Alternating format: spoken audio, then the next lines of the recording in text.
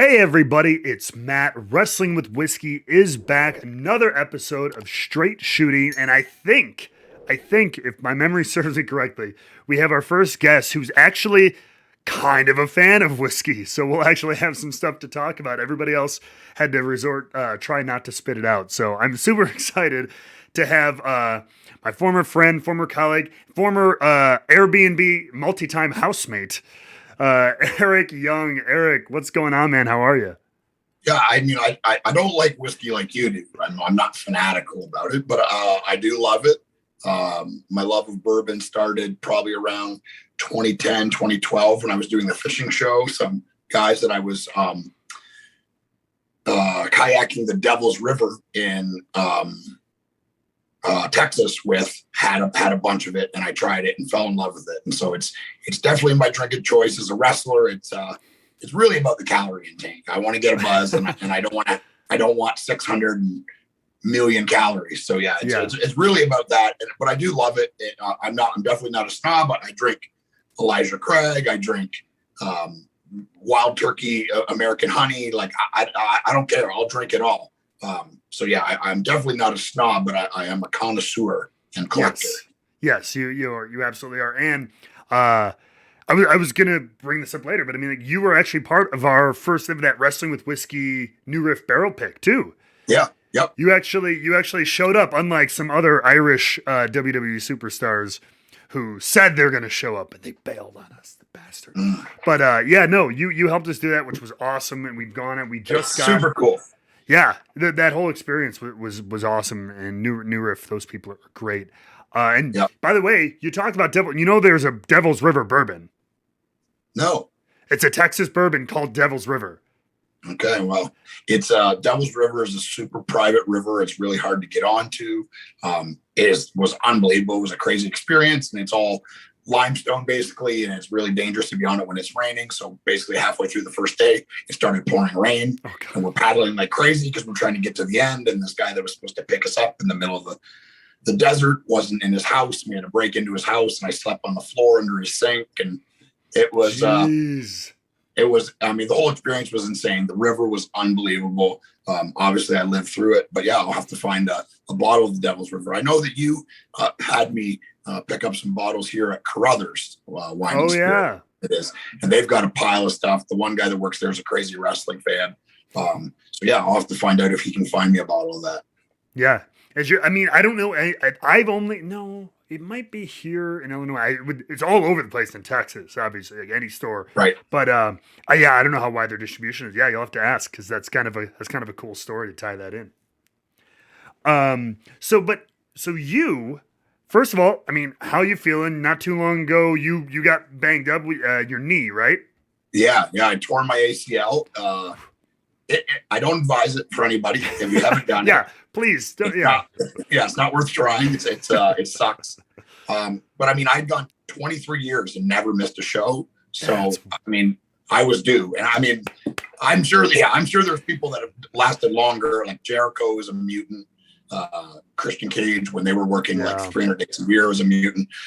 In my, I wasn't working super full time over the last 3 to 4 years, but I've definitely worked lots of full time schedules. Been wrestling, since 1997, and I've never missed a show. I actually had to call Big LG and tell him I couldn't make his show that Friday when they gave me the bad news, and I was kind of emotional about it, man. I didn't think I would be, but yeah, it's something that I've prided myself in. I've wrestled hurt hundreds of times. I've wrestled with a broken ankle. I've done lots of things that I probably won't tell my doctor and shouldn't tell my doctor. But I actually wrestled with the torn ACL. I tore it on a Sunday wrestling James Storm, and right at the start of the match. And I knew something happened to my knee, but I wasn't sure what. I didn't think it was that serious because there was really no pain, and I could still kind of move around. So I finished that match. Wrestled again on Monday in an 8-man hardcore war. And then I wrestled a 25-minute main event with Eddie Edwards that I would put against any main event for any company anywhere in the world. And I did it on one leg, apparently, with a torn ACL. So I had no idea it was that serious. Wait, okay. So when did it hit you that, like, oh shit, something is actually wrong? Like Friday. So I went Tuesday, I wrestled the main event with Eddie. It was like 20, 25 minutes. I had an MRI on Wednesday morning. The results of that didn't come back until Thursday afternoon. So Friday morning, I went to my my doctor, the knee specialist here down the road from me. And he's like, yeah, I got bad news. You tore your ACL. I'm like, are you sure? He's like, no, I'm walking around. I'm hanging out. I'm sure. I was like, well, I wrestled 3 days in a row a couple of days ago. I actually had my car was packed. I had all my wrestling gear and my merchandise and stuff and my clothes and stuff all loaded in. I had a double shot in Georgia, and I was literally going to leave straight from the doctor's and drive down to Georgia to do the 2 shows. And he said, probably not a great idea. So I didn't go. And that's the first time I've ever canceled a show or missed something that I was booked on. So. Yeah, that's freaking wild. Well, I mean, how's recovery going? It's going good. Yeah. I put up a thing a couple of weeks ago on Instagram, I think, and Twitter saying, F you, hurt me. My physical therapist says I'm basically like a version of Wolverine. And I told her that I'm a quick healer because I've always been a quick healer. She kind of like rolled her eyes and continued on. And 4 or 5 days later, she was like, lots of people, especially men, come in here and tell me how fast of healers they are. And it's just not true. She said, but you are miraculous. I mean, like from even your scar, like where you are. So I'm 3 to 4 weeks, almost a full month ahead of schedule. And he said 6 to 9. And the doctor has said 2 or 3 times now, he said he would be surprised if it's past 6 months. But everyone that I know that's had it or injured it, they said, don't go back until it's 100% because you'll do it again. I can assure you, I do not want to do this again. So it's, I get, like I said, I was due and it could have been worse. I could have torn everything, the ACL, because of where medical science is. Like I was talking to a guy today that I do a football podcast with saying 15 years ago, my career's over, I can think of guys tearing their ACL in the NFL and being like, well, they're done. They're never going to play again. Now it's 6 months later, they're on the field. So, and I'm not comparing myself to an NFL athlete in any way, but I think probably end of September, early October, I'll be ready to go again. Nice. Yeah, no, that's true. It's like, it's a thing. It's like the ACL, it's like a thing, but like, I feel like it's become like the appendix removal of like orthopedic stuff where it's like, okay, here's another one. We fix it up like this and they recover and they go. Like it's super common now. Yeah, I was very lucky. I was in there Friday and he was telling me about the ACL and he's like, well, when can you do surgery? And I was like, well, I got my truck. Like I'll give you a ride. Let's go right now. Like I'm ready to do it right now and get it over with. But he said the waiting list was like 6 to 7 weeks, which I guess is pretty typical. And they called me a few days later and had an opening on April 8th. So I had the surgery on April 8th. So I'm 7 to 8 weeks in, pretty much. Start of 8 weeks, I think, will be this week coming. Nice. Well, shoot. You know what? Well, what you said, I mean, you were due, knock on wood, that this is hopefully like the only major thing. Maybe you went, how long was it? 23 years. You went 23 years before your first major injury. Let's hope that ends up being the only one. So really asking for 5, just 5 more where nothing else like this happens, and then I'm good. Well, on that note, let's go into the first sample. We'll check that out. Right. Toast to a quick recovery. There you go. We got mystery bottle A. If it wasn't you sending these, I'm going to be honest, I probably would have drank them anyways, but they're questionable. Oh, 100%. In this cardboard box. Those who have seen, I did an episode with Sean Spears, and I said the same thing. Like his wife found the box, and I think his box was way more professional than the box I sent you. But like it's this like unlabeled, it didn't have my name on it because it was like the post office put this label on it and stuff, and it was just like a blank white box of unlabeled liquid, and his wife opened it up and was just like, somebody sent you liquid in a bottle that's unmarked. What the hell is this? I'm like, I'm sending these all over the country, like super suspect. But I hope my goal is to eventually have a little like sticker that has like 1, 2, 3, like with my logo. Right. Well, I mean, you got little stickers, but I mean, the bottling is questionable. But 100%. I mean, if I would have done it, it would have been worse. So, all right, cheers, brother. Cheers. So, initial impressions. You don't have to choke it down like a lot of the other guests. Just tell me Oh, what I you don't. think. I enjoy it. Like, this is a good reason for me to start drinking. And part of my ACL injury, I think, was because my bourbon drinking was kind of at an all-time low, to be honest. One, I'm not rooming with you on the road anymore. I think that's got something to do with it.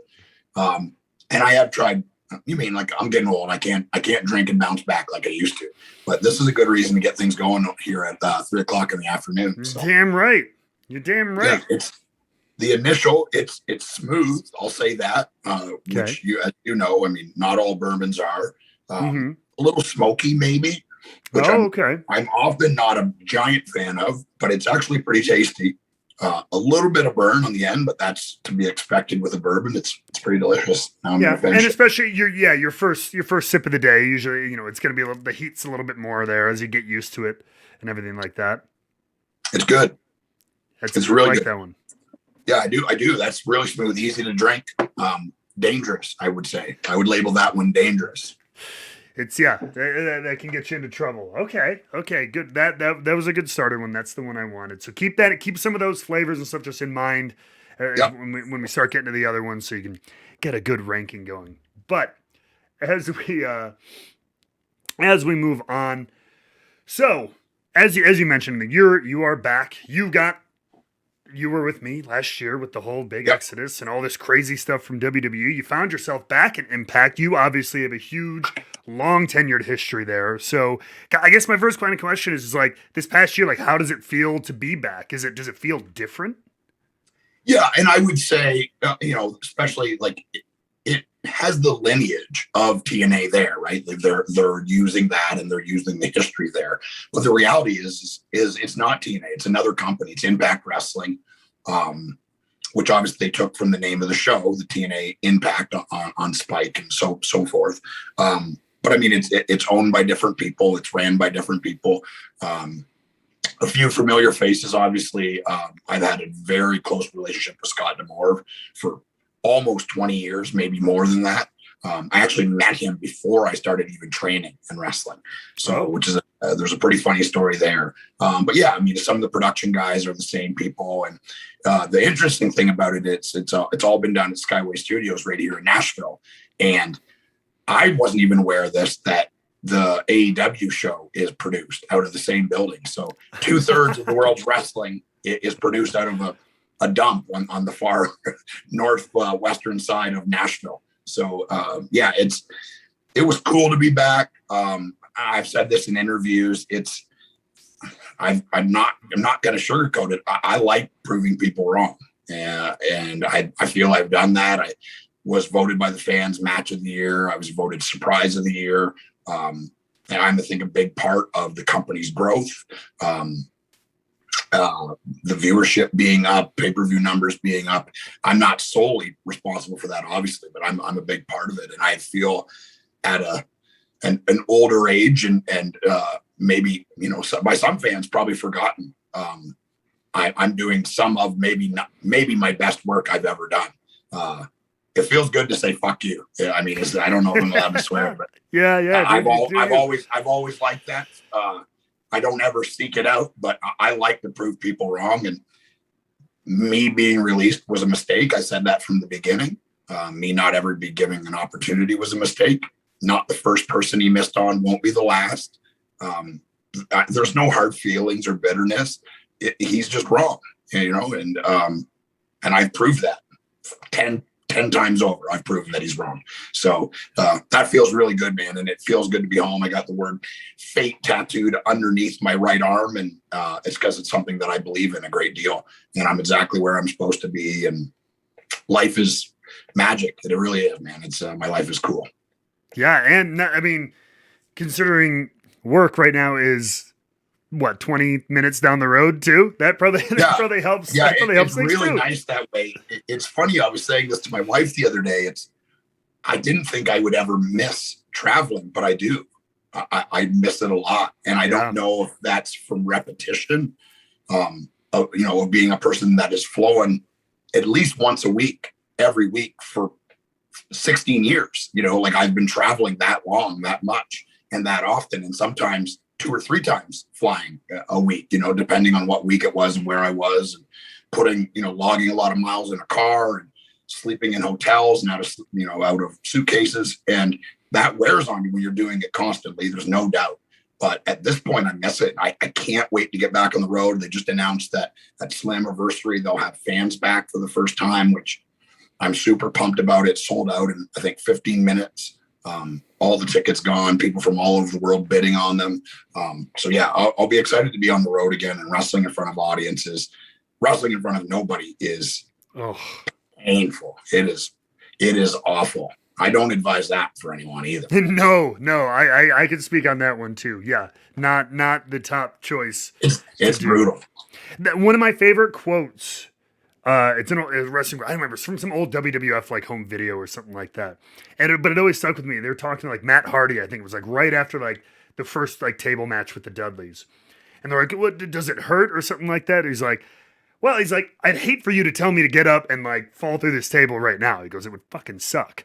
He goes, but when you're out there, with the audience and everything, that adrenaline, he goes, you can kind of take anything. And I'm like, it's true. Yeah. And now, but in this past year, a lot of guys you've had to do just that. Go out there and take the bump with it's just, the mat is 10 times stiffer when there's nobody there. Yeah. The ropes hurt. I mean, I've never had a problem of, some guys call it dropping in or being in character. I've never had that problem. And I can say even wrestling in front of no one, it's part of it, I think, is just kind of been doing it so long. It's just kind of automatic. When I walk through that curtain, I'm not me anymore. I'm somebody else, and that is, I think, protected me. And I think a lot of the guys are doing a good job with that. The weird thing is as you get better at this, it's that instant feedback of, like what we thought we were going to do isn't working, and being able to switch that on the fly. And that's something I've always prided myself on. And now you're guessing because it's silent. It's dead silent. So you're just hoping what you're doing is translating on the other end of the camera. And sometimes it's translating live, but it's not translating through the camera. So wrestling and wrestling on TV are two completely different things. I would say I'm a decent pro wrestler, but I'm a very, very good television wrestler. So it's been a weird year. I mean, obviously I would change it, like the death toll and the loss that people have. I lost 2 jobs myself. Definitely landed on my feet, but it's been awful for everybody worldwide. I'm definitely ready for it to be over. But it's, in a way, it's cool. Like, I live this piece of history.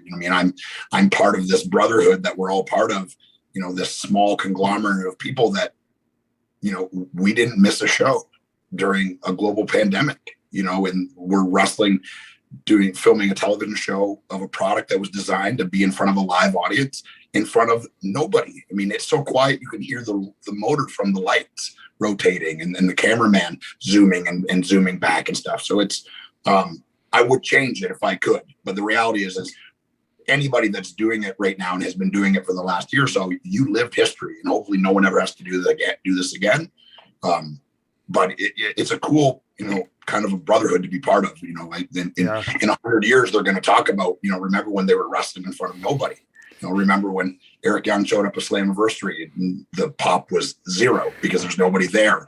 Drew McIntyre won the world title in front of nobody. It's a crazy time, and it's a crazy time, and it's part of it is cool, the history part of it. But if I could erase it all, I would, and go back to how things were before. Yeah, 100%. Like it will be talked about. Yeah, that's for sure. And that it's a testament to, all the companies that did do that were producing TV shows and the talent like you guys are on there saying, you're like you said, wrestling is like the one thing it seemed like on paper shouldn't survive at all. You know what I mean? It's all live audience. You know what I mean? Yeah. But it wasn't just WWE that survived with all the money and everything. Like, you guys were doing it. AEW was doing it. Even, Ring of Honor was doing its own thing. Yep. Everybody found their way. A lot of the major companies found their way to do it, which is super, super cool thing to see. Yeah, it really is, man.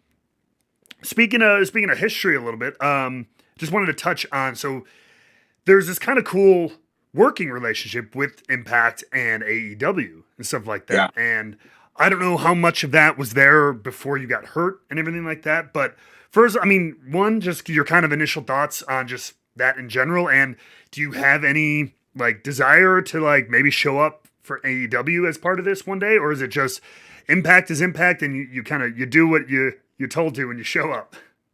Yeah, I've always approached wrestling that way, and that's I think why my feelings don't ever get hurt. I haven't been hurt in a long time. The cool thing is again, it's history. You know what I mean? Like I've been a wrestling fan since I was 3, and maybe this has happened in another time, but not with how network television is now. I wouldn't say we're competing with them and they're not competing with us, and vice versa. Everyone's kind of doing their own thing in their own place.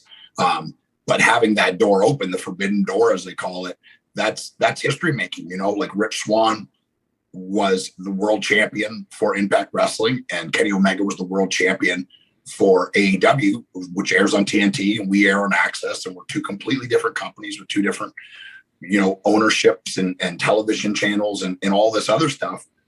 And they're coexisting and putting on this really compelling event, which is making history. And you're part of that. Like, I'm not directly part of the storyline. I'm not, part of that exact thing, but the option is there. The wrestling fan in me is salivating. You know what I mean? Like it could be so cool.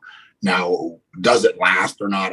I mean, I don't know. I mean, it seems to be going well so far. I'm not in any of those meetings, or, I'm not privy to any of that stuff, nor would I want to be.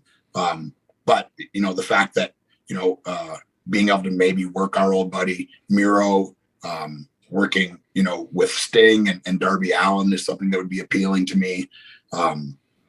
Working with Christian Cage, a guy that, we've definitely crossed paths, a very good friend of mine, but a guy that I can say I've never really, worked with super directly.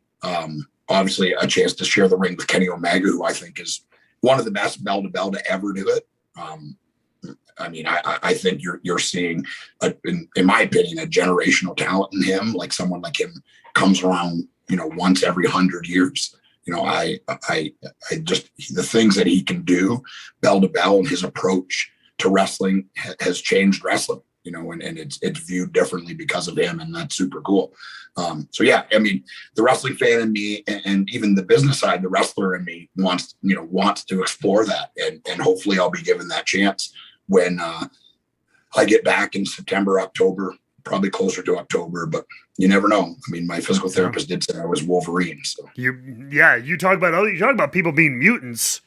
You're the next mutant. You're the one with your freaking Walmart Wolverine, kind of short, kind of hairy, can heal quickly. No metal skeleton, I don't think. Anyways, no metal claws. No kind of. What do you mean? You're not. You are Mr. Clean right now. You're not kind of hairy. Yeah. Wow. This is you've had this haircut longer than I have. This is a lot of work, man. It is maintenance. I want to go back to my giant beard and my shitty mohawk, but we're all getting older, buddy. We're all getting older. Yeah. One thing at a time. Well, let's move on to sample number B. All right. Number B, letter B, whatever. Little drink to history. Look at that. He's giving you the theatrical approach. Those who are listening on audio, you're missing out on the whole show of the pour into the glass. We can sell those. Those it's got a name. I don't remember what it is. And not really part of pop culture, but the sounds that you can sell online. All right. Cheers. Yeah. Cheers to B. To glass vial B. That's right. To weird looking vial B that you received in the mail. Again, initial thoughts. Yeah, darker in color.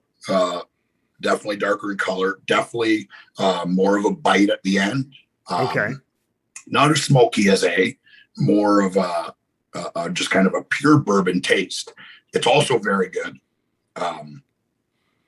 Like I said, a little bit of a burn at the end, but not like off-putting in any way. Just kind of like that warm burn, not like a burn. But so, a little bit hotter than A, maybe? Yeah, a little bit hotter than A, definitely. It looks really cool, the color of it. It smells good. No smoke, just kind of like a really pure bourbon taste. So I like that. Okay. Sweet, spicy, anything jump out? I would say spicy, and A, I think, might have been a little bit sweeter than this one. Okay. Yeah, a little bit spicy, this one. And I think that's where that little bit of burn at the end comes from. It's good though. Okay. All right. Good. Keep all that in mind. Keep all that in mind. Um, so before we get to our last sample, one of the other thing is, so you're not, you said it at the start, you're not like maybe like me with bourbon and whiskey quite as much, but you do kind of have your own little thing with cigars though. You're I do, very yeah. into cigars. So like, what, I mean, did that come before you kind of started getting into whiskey? Were you always into cigars for a while now, or is that new too? No, what cigars happens quite a bit after bourbon. Um, Kind of, I was interested in them, but I don't like smoking, which is hilarious.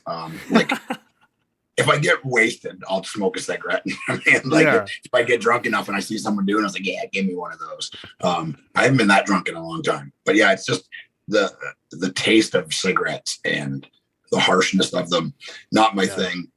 Smoking of any kind, I don't really like. So it doesn't make any sense how much I enjoy cigars, but I was on vacation with my wife.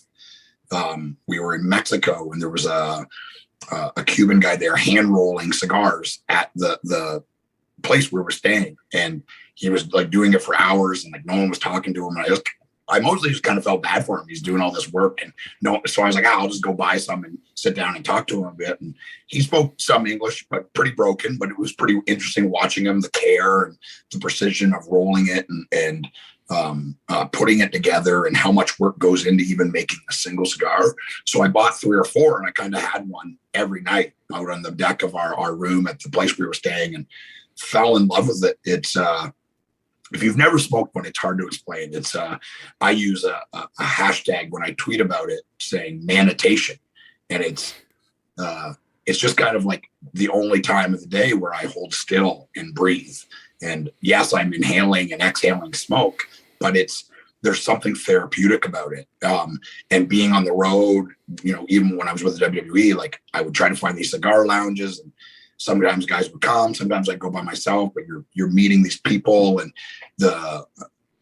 what's the word? The group, the kind of the people that smoke cigars are very inviting. And you could be in a cigar lounge and there's a doctor and a construction worker and a pro wrestler all sitting at one table doing the same thing on equal footing. So it's very interesting that way, learning a ton about how they're made and, interesting stuff like at least 200 people touch every single cigar that you smoke, which is fascinating to me. Yeah. And then the business behind it and the boom, and then how the majority of them moved to Nicaragua. And Nicaragua was basically a jungle country. And now there's these huge cities being put up from cigar places like Davidoff, where they have running water and schools and hospitals and full infrastructure. And everyone that lives there works there at the Davidoff factory, making and harvesting and all the other stuff. So it's just a really cool community.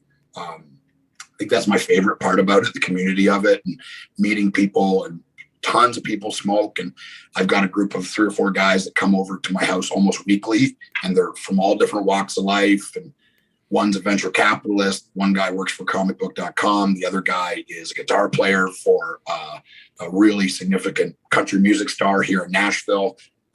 Mike Fisher, Carrie Underwood's husband, is smoke cigars and has come over. And it's just such a cool thing. And we sit in the back, and some of the best conversations I've had in my life have happened in my backyard while smoking cigars. So it's, I don't know, the community is really inclusive, which I like.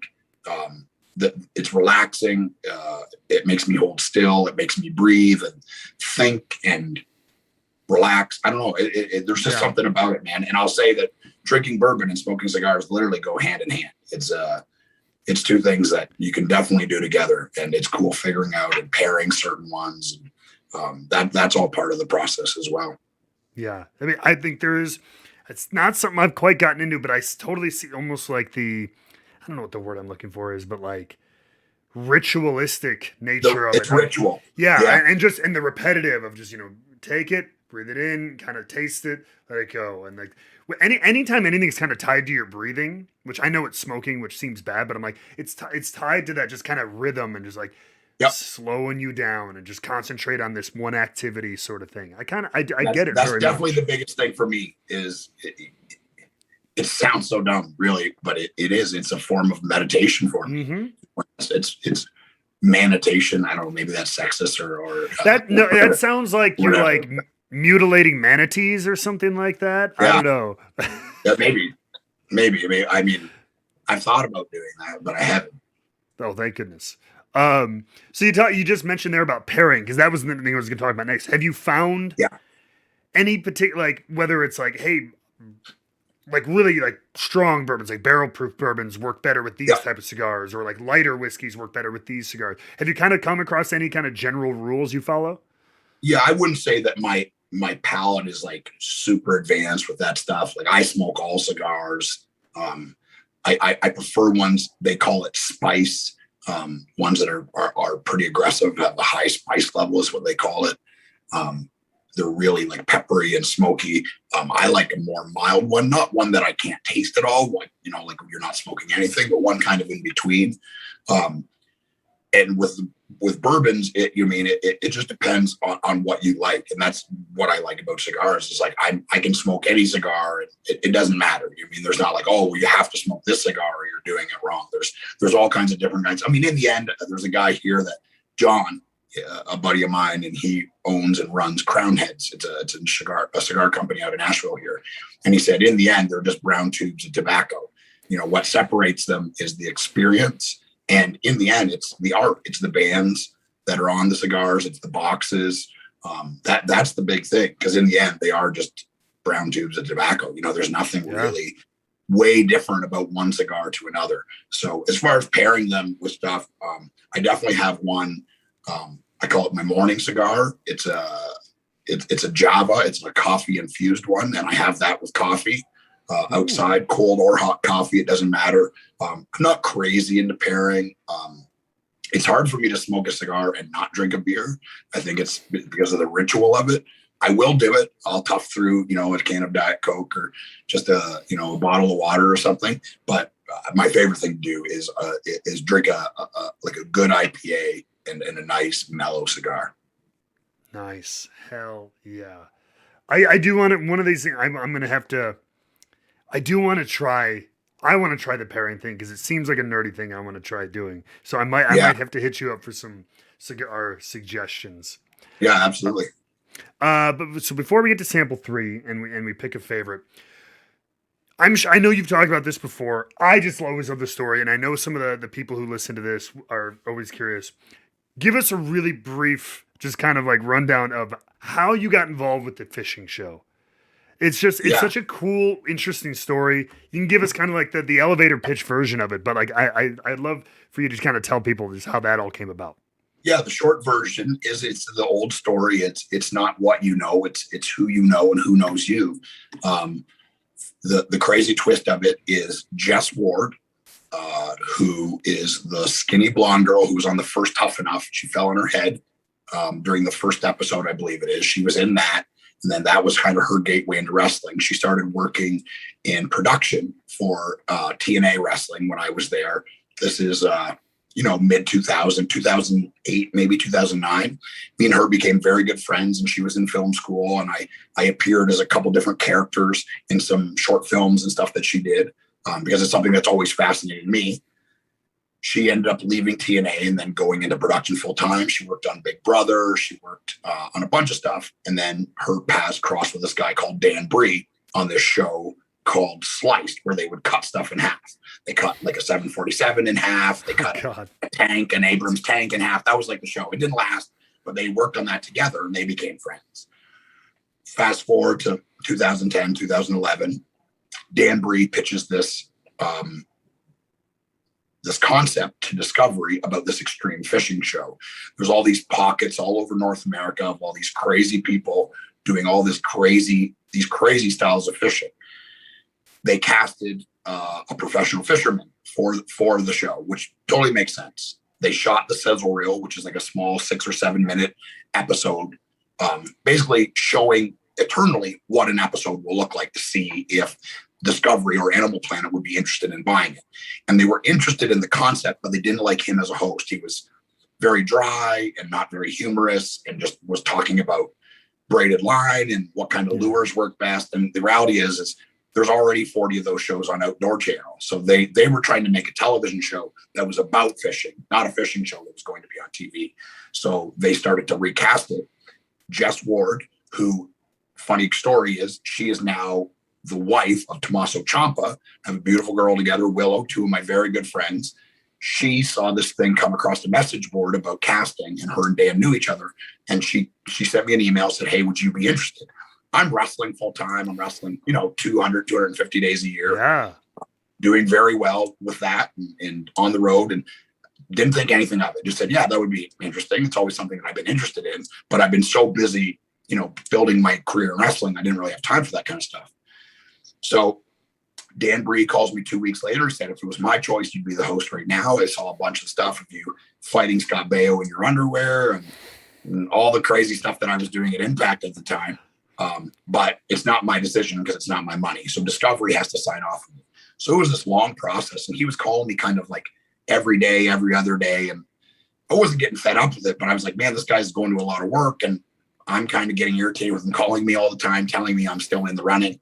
And I just said, look, man, like, I'd love to do the show, but I've already got a job. I'm not worried about it.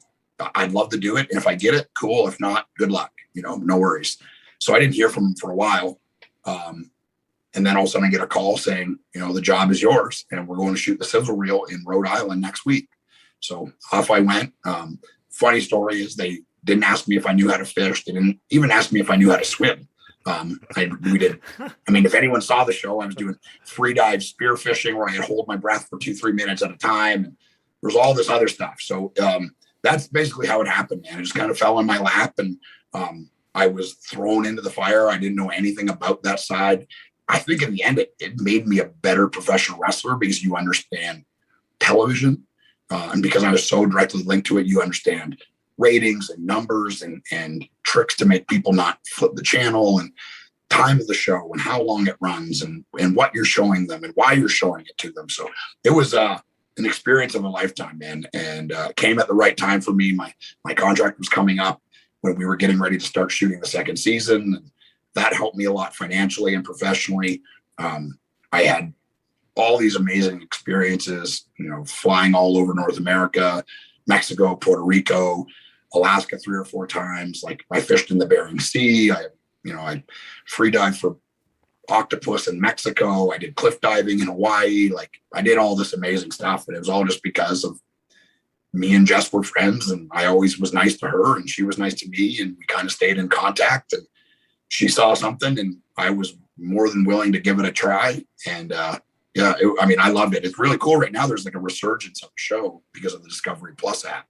So I'm getting all these pictures, like 50 to 100 pictures a day saying I'm rewatching it, or I'm just discovering it for the first time. When it first came out, I was 5, and now I'm 12, and you're an awesome wrestler, and I discovered it through the internet and all this other stuff. So it's kind of got this cool resurgence right now, and all these amazing things happened to me because of it, and met a ton of amazing people that I'm still very close with. I'm still really close with the people that sold the show. Dan Bree is still a very good friend of mine. He's the field producer for the show Alone. If you ever watch that, and the people call him, say, yeah, I'm tapping out. He's one of the guys on the boat that goes to get him.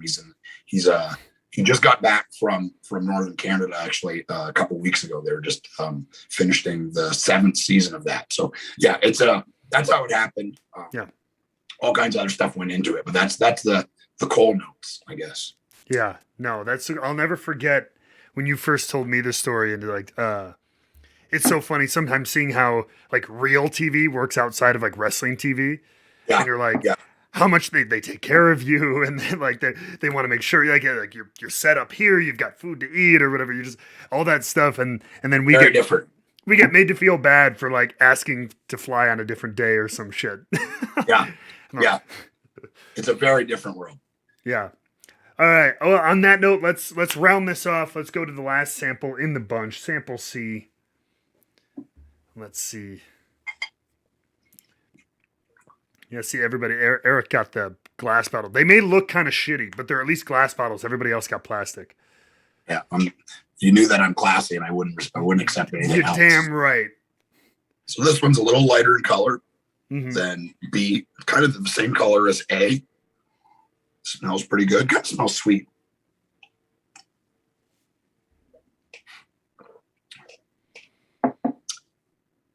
It is not sweet. No. Okay. It's pretty spicy, pretty fiery. More burn at the end of that one than the other two. A had the least burn. B had the second most. This one has the most. Okay. Little staying power there.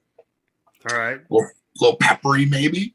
Maybe a little smoky, but it is tasty. Not a taste that I enjoy in my bourbon. It's a little too peppery for me. A little too spicy.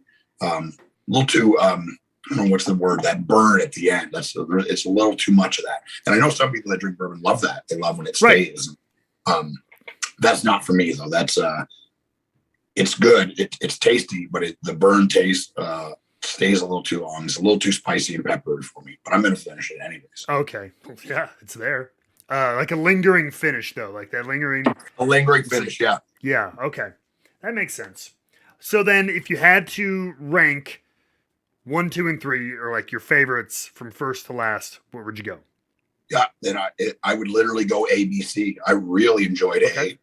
It was tasty, a little sweet, not like honey or anything like that. Just a very smooth, easy drinking bourbon, something that would pair good with a nice mellow cigar, something that I could be drinking and enjoying. Yes, I drink my bourbon with ice. I don't give a shit what you say. I love it with ice. Whoa.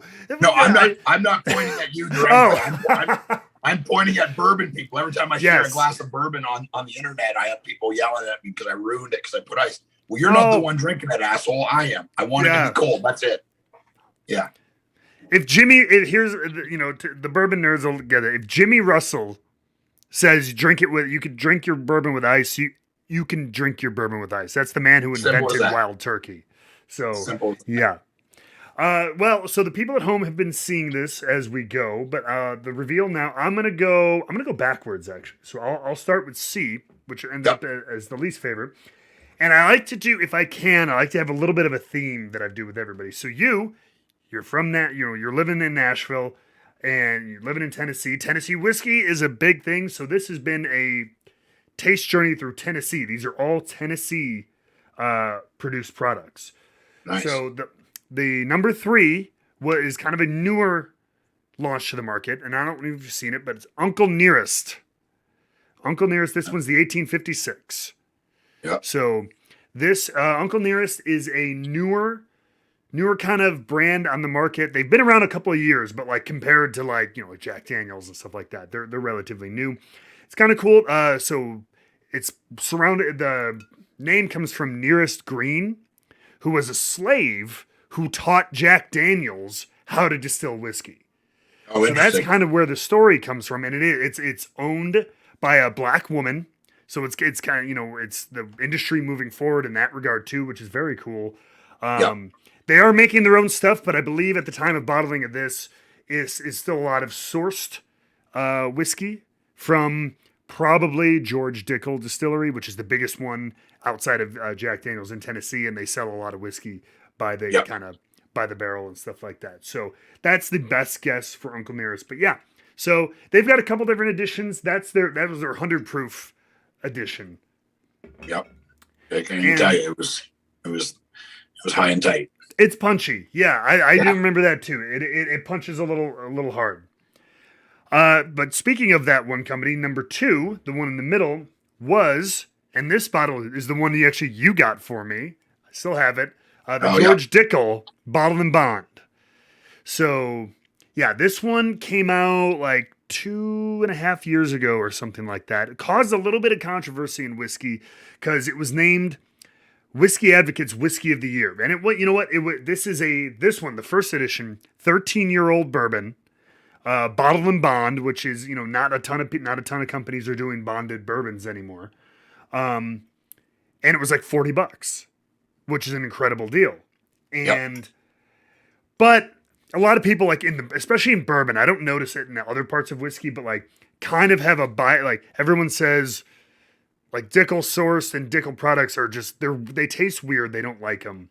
So they kind of get a lot of flack in the bourbon community. Like a lot of people like either Kentucky or like Indiana bourbon better. But this has been released a couple years in a row in different age variations.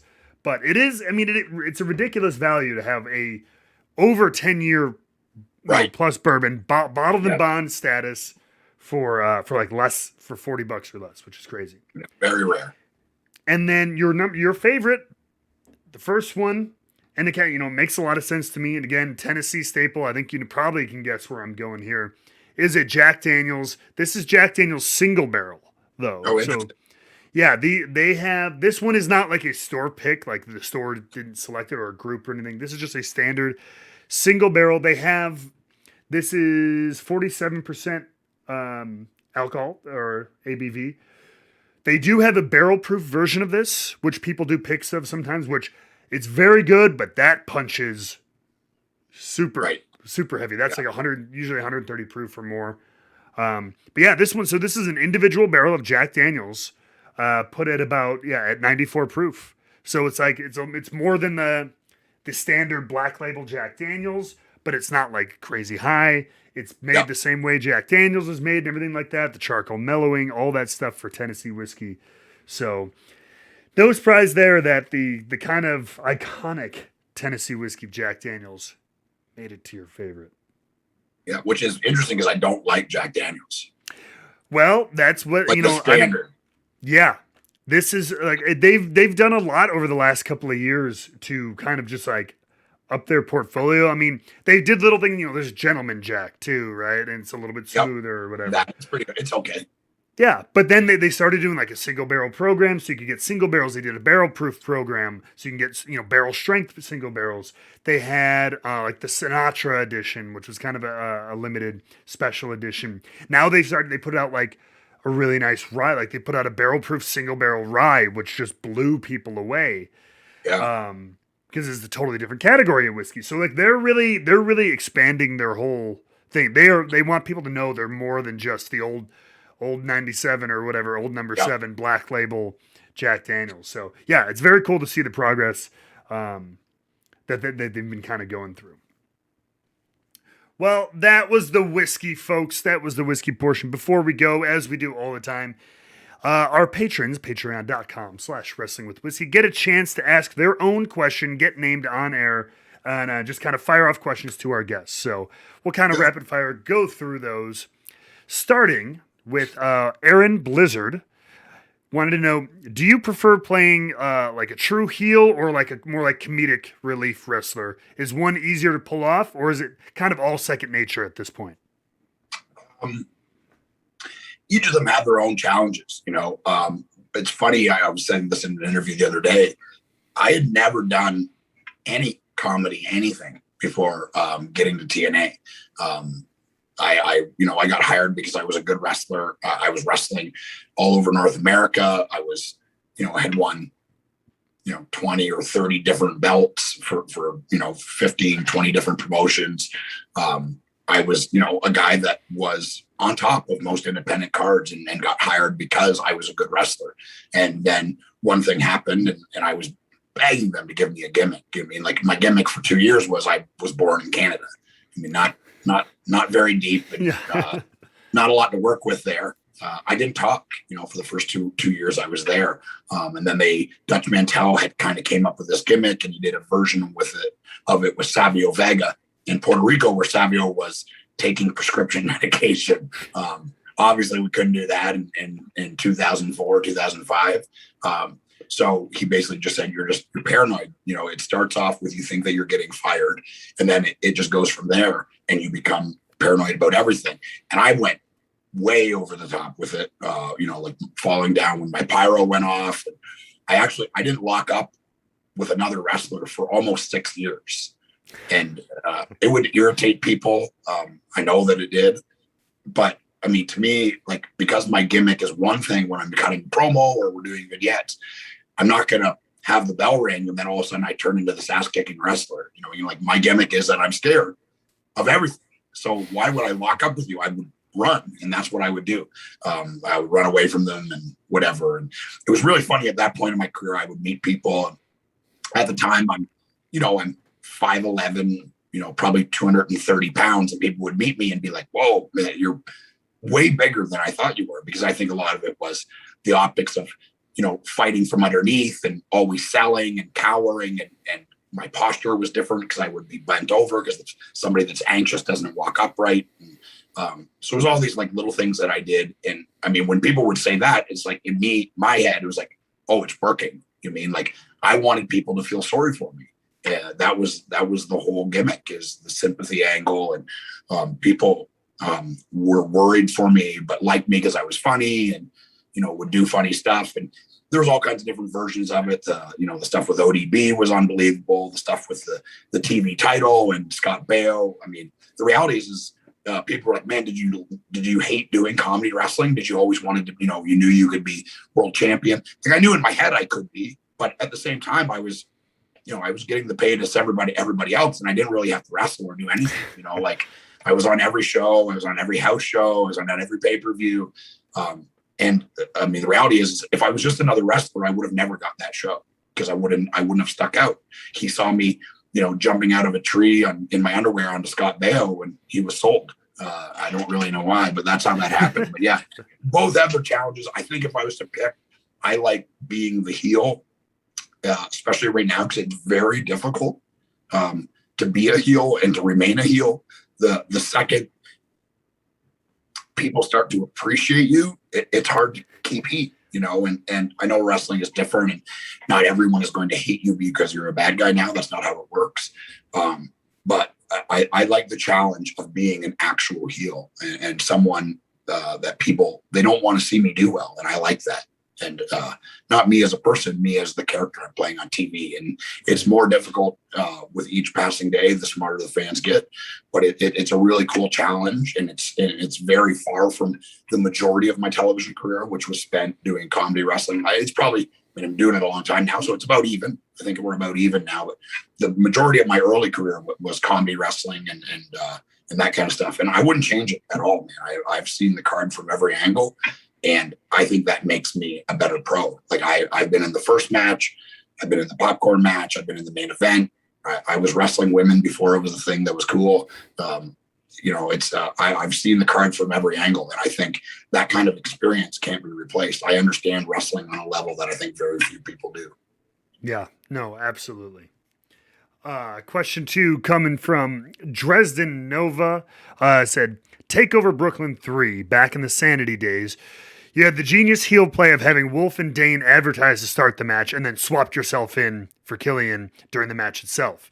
They wanted to know whose idea was that particular spot, and do you think the bait and switch kind of thing could work again, or is that more of a one-off kind of thing?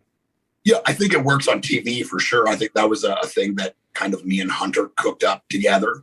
It was really cool working for him. Still have a very good relationship with him, talk to him quite often. A guy that I would go to bat for any day. He was, always treated me very well, treated me with respect. And a lot of what you saw Sanity was from me.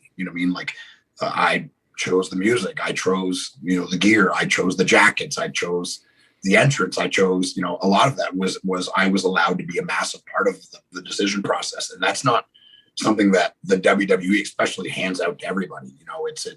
That's a special thing to have that kind of control there. And I love that part. I think, at the time we were more in a babyface role, but I think it lends itself to more of a heel role where it's, the story of it being, well, you can't prepare for it because you don't know who it's going to be. And I think we're doing a version of that right now with VBD, with the Freebird rules or New Day rules or whatever you want to call it, where, it's a tag team titles, but there's 4 of us. So you never really know. It's not going to be me right now because of my ACL, but we have Rhino, Joe Doring, and Cody, and it could be any version of the 3. So it's a cool story element, I think, especially for heels, where the baby faces are always kind of on the back foot because you can't prepare. If the story wise, you can't prepare. So I think that's an interesting storytelling element. Obviously, at the time, NXT TakeOver Brooklyn, AOP was undefeated. That's a huge feather in our cap.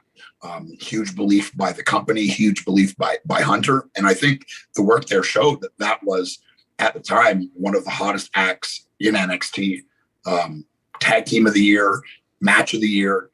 We were killing it. the four of us were absolutely killing it.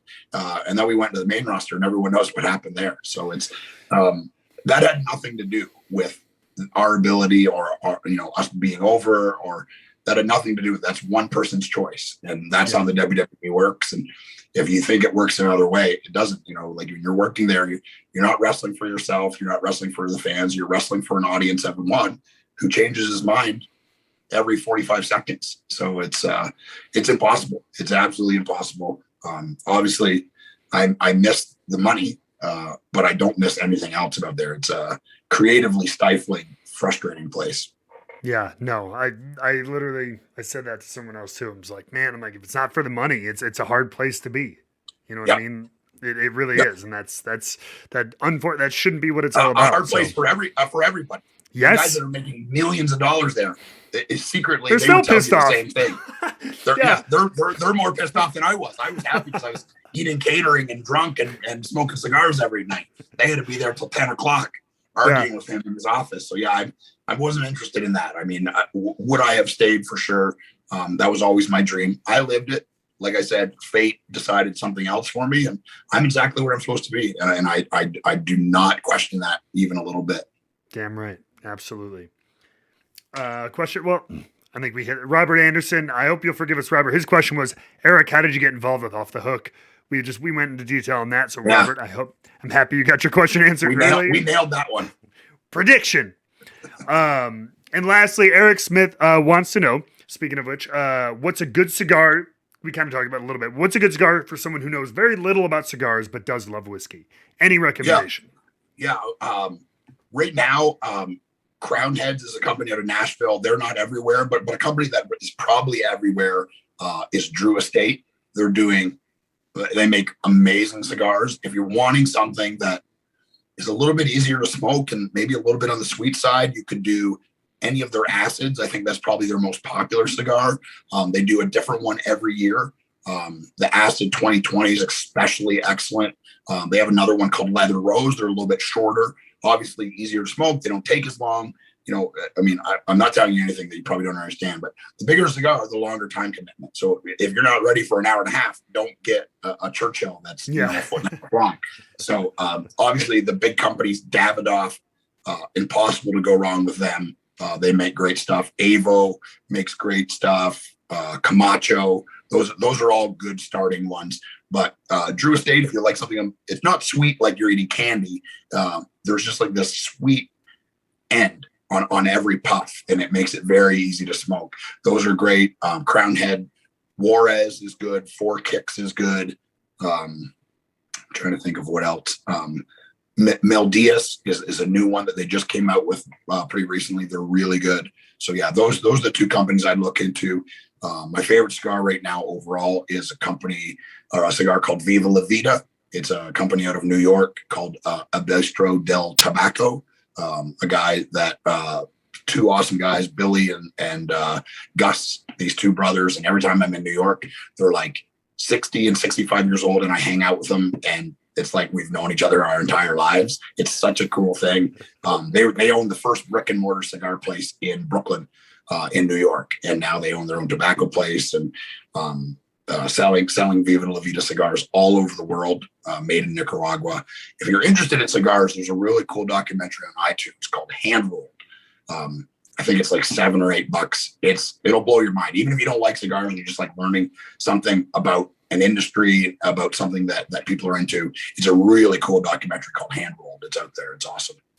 Nice. You just gave us you may not be nerdy about whiskey, but you're, whether you admit it or not, you're pretty nerdy about cigars. You gave a lot of people. I know a ton. I definitely, it doesn't impair me. I can smoke a cigar and still drive my truck, Well, that's true.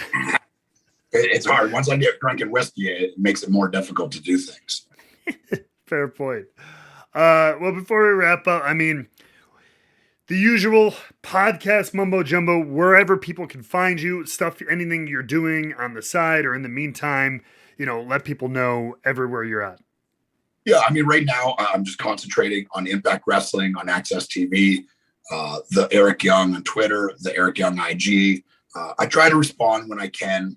I'm not a massive social media person. It is something that I'm forced to use because of the popularity of it and the fact of it is an amazing tool. And I'll say, like, it can be good. You just have to learn how to streamline it. Yeah.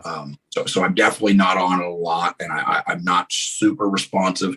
You send me a direct message and you say, hey, I heard you on here. Those are definitely wide open. If you have questions about cigars or whatever, I try to respond when I can. I am a man, and I have a life, and I'm married, and I have dogs, and I do all kinds of stuff outside of wrestling, and I'm not just on my phone all day. So if I miss something, I'll get to it eventually, or I won't. And if I don't, I apologize. But it's definitely not a big priority for me. I do what I can on it. I try to, let people know what I'm up to. If you're interested, if you're not, that's fine. But yeah, it's doing that.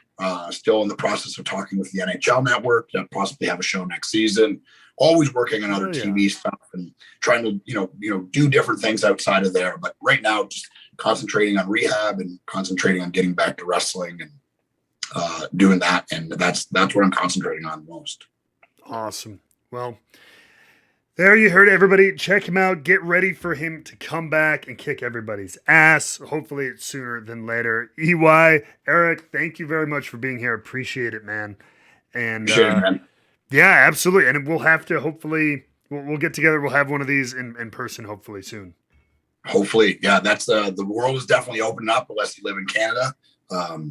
Yeah, it's a good thing. It's a good thing, man. It feels good to went to a hockey game where there's 15,000 people there. We had to wear a mask, but that's okay. Fully vaccinated, ready to get back out there in the world. Let's do it. Damn right. All right. Thank you, everybody, for watching. As always, like, comment, subscribe. You guys all know that nonsense. And we will see you on the next one. Cheers, everybody.